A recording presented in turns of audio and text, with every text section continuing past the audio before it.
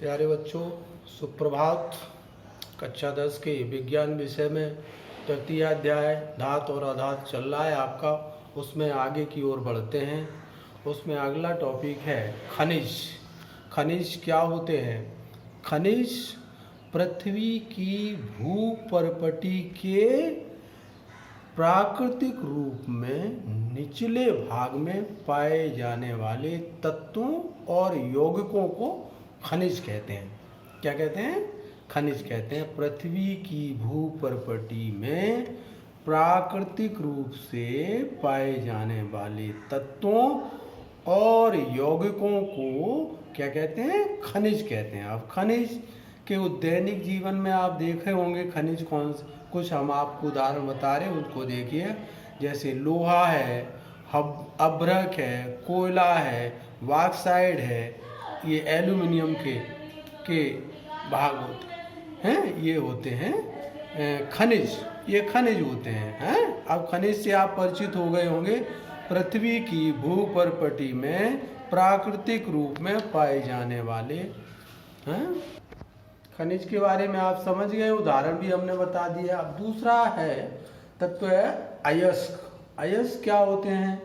अयस्क क्या होते हैं? देखिए मैंने लिखा है, अयस्क कई तत्वों और मिट्टी का मिश्रण होता है। अयस्क क्या होते हैं? कई तत्व उसमें होते हैं और मिट्टी का मिश्रण होता है। उसे क्या कहते हैं? अयस्क कहते हैं। ये भी पृथ्वी के अंदर पाए जाते हैं। किसके अंदर पाए जाते हैं? पृथ्वी के अंदर पाए जाते हैं और हर जगह नहीं पाए जाते। इनका एक विशेष कोई स्थान होता है, वहाँ से विशेष क्षेत्रों में ये अयस्क प्राप्त किए जाते हैं। तो क्या है अयस्क की परिभाषा? अयस्क कई तत्वों का मिश्रण होता है। यह पृथ्वी के अंदर विशेष क्षेत्रों में पाए जाते हैं, है ना। अयस्क को क्या किया जाता है? शुद्ध अवस्था में नहीं प्राप्त होते हैं, इसलिए इनको क्या किया जाता है? शुद्ध अवस्था में किया जाता है। हमने कुछ अयस्कों के नाम भी लिख दिए हैं, उनको ध्यान से देखेंगे। जैसे लोहा है, लोहे को शुद्ध किया जाता है। कॉपर है, कॉपर को शुद्ध किया जाता है।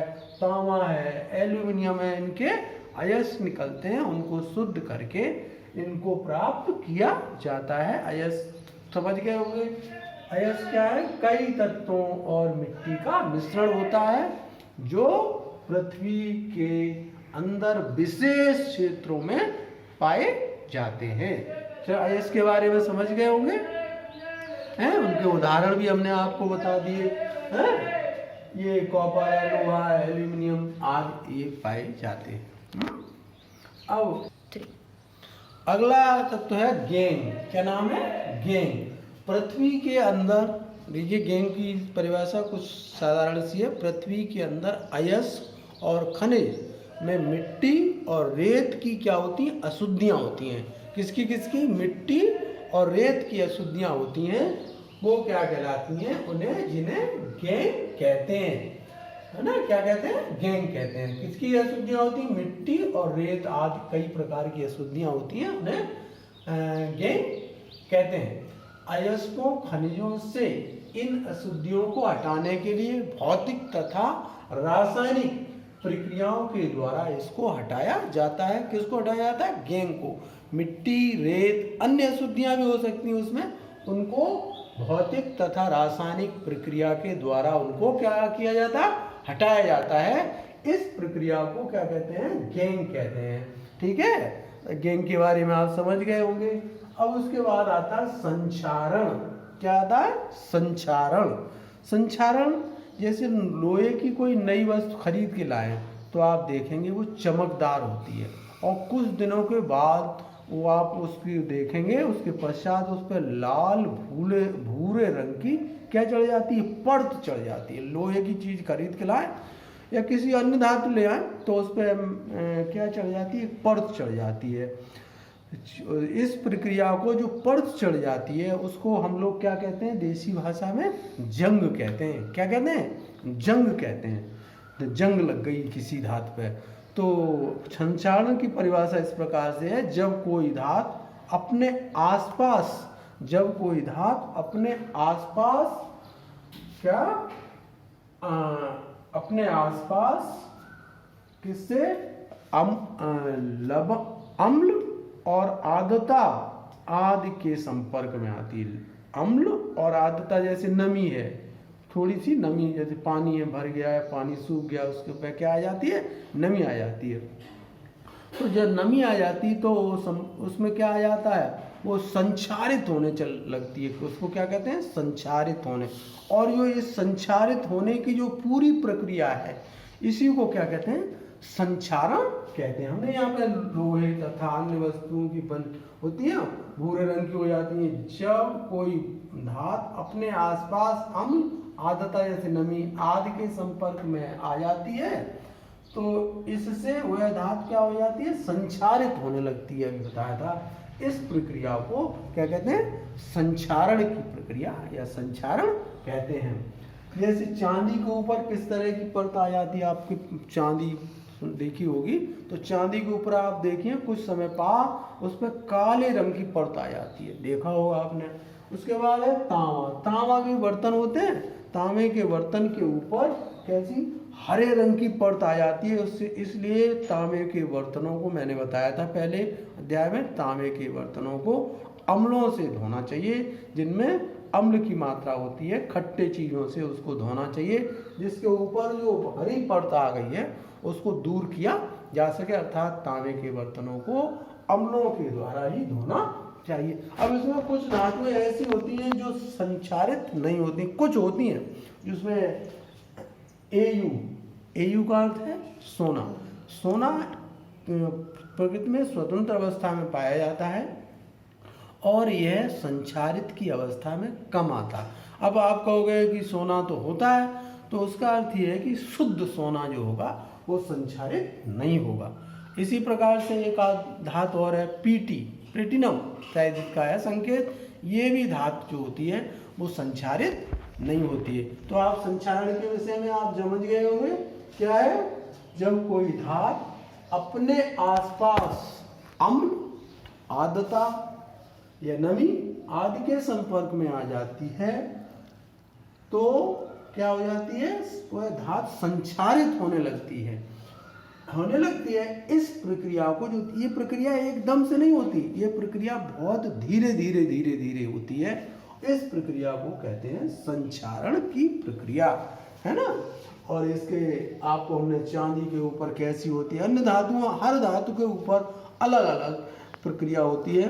अब हम आपको एक छोटी सी परिभाषा और बताएंगे। और अब हमारा दूसरा टॉपिक है मिश्र धातु। मिश्र धातु क्या होती है? मिश्र धातु से अर्थ है दो या दो से अधिक धातुएं जब गलित अवस्था में मिलती हैं तो उसे कहते हैं मिश्र धातु। दो या दो से अधिक धातुएं गलित अवस्था में जब मिलती हैं तो उसको क्या कहते हैं? मिश्र धातु कहते हैं। मिश्र धातु से समझ गए? धातुएं ऐसे नहीं मिलती हैं, क्योंकि धातुओं की परिभाषा आपने पढ़ी है, धातुओं के गुण पढ़े। धातुएं कैसी होती? कठोर होती हैं। और धातुएं जो कठोर होती हैं तो उनको मिलाने में आसानी नहीं होती है, इसलिए उनको कैसे मिलाते हैं? धातुएं गलित अवस्था में मिलाई जाती हैं, उसे क्या कहते हैं? मिश्र धातु। अब जैसे दो धातुएं हैं, कॉपर है और जिंक। कॉपर और जिंक को जब मिलाया जाएगा तो एक नई धातु का निर्माण होगा। उस धातु को कहते हैं पीतल। क्या कहते हैं? पीतल। पीतल एक कैसी धातु है? मिश्र धातु है। जिंक और कॉपर को मिलाने से अंग्रेजी में कहते हैं ब्रास। क्या कहते हैं? ब्रास कहते हैं इस धातु को। ऐसी एक धातु और बताता हूं, कॉपर और टिन।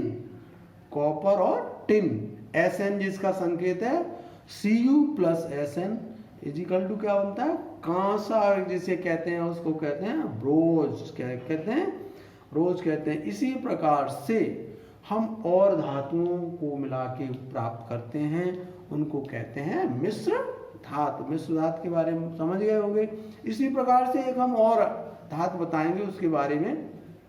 एक धातु होती है स्टील, आपके आजकल प्रचलन में भी है। उस धातु को के बारे में बताता हूँ। उसमें कौन कौन सी धातुएं मिलती हैं और कौन कौन अधातुएं, अर्थात अधातुएं भी इसमें मिलती हैं, तब ये स्टील का निर्माण होता है। तो स्टील का निर्माण होने के लिए सबसे पहला Fe Fe मिलाया जाता है लोहा, और Na plus Cr chromium plus C क्या है?